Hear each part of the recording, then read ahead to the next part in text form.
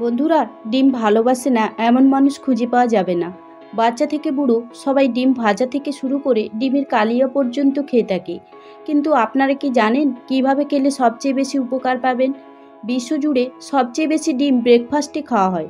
কেউ সিদ্ধ, তো কেউ আবার পোচ খান, আবার কেউ অমলেট বানিয়ে খেতে পছন্দ করেন। কিন্তু পুষ্টির দিকে কে সবচেয়ে বেশি এগিয়ে, চলুন তাহলে বিস্তারিত জেনে নিন।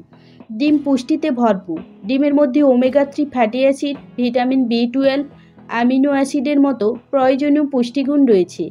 তাই ডিমকে উচ্চমাত্রার প্রোটিন হিসেবে ধরা হয়। কিন্তু কথা হচ্ছে, বেশিরভাগ ক্ষেত্রে দেখা যায় ডিম সেদ্ধ না হলে অমলেট বানিয়ে খাওয়া হয়। কিন্তু পুষ্টির দিকে কে এগিয়ে, খাওয়ার আগে জেনে নিন। সিদ্ধ ডিমের মধ্যে 78 ক্যালোরি থাকে। তাহলে প্রোটিন, ফ্যাট এবং প্রয়োজনীয় ভিটামিন ও মিনারেল পাওয়া যায়। ডিম সেদ্ধ করলে তার মধ্যে যে পুষ্টিগুণ থাকে তা অক্ষত থাকে। সিদ্ধ ডিমে উচ্চ প্রোটিন ও নানা ধরনের অ্যামিনো অ্যাসিড রয়েছে।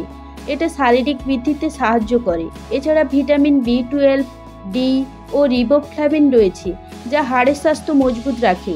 এর পাশাপাশি সেদ্ধ ডিমে মস্তিষ্কের স্বাস্থ্য গঠন ও উন্নতি করে। এরপর আসি অমলেট।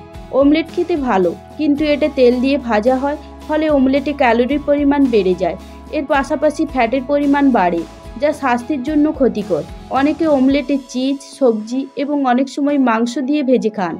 শুধু সবজি দিয়ে অমলেট করলে তার পুষ্টিগুণ বেশি, কিন্তু চিজ, চিকেন দিয়ে অমলেট করলে কোনো উপকার পাওয়া যায় না, বরং এতে আরও বেশি ক্ষতি হতে পারে। তেল দিয়ে ভাজা অমলেট খেলে দেহে ক্যালোরির মাত্রা বাড়ে।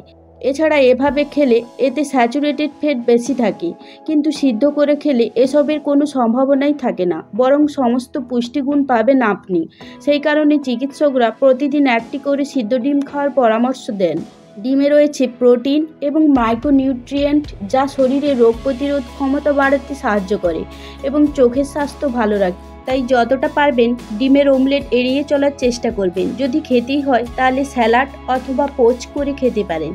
কিন্তু দিনের শেষে আপনার স্বাস্থ্যের মালিক কিন্তু আপনি। তাই আপনার শরীর কতটা ক্যালোরি নিতে পারবে সেই দিকে খেয়াল রেখে সিদ্ধান্ত নেবেন আপনি কিভাবে খেলে লাভবান হবেন। অনেকে আবার ডিমে অ্যালার্জি কিংবা গ্যাস হওয়ার প্রবণতা রয়েছে। সেক্ষেত্রে বলবো, পুরোটাই আপনার স্বাস্থ্যের উপর নির্ভর করবে। আজ এই পর্যন্ত। সবাই ভালো থাকবেন। ধন্যবাদ।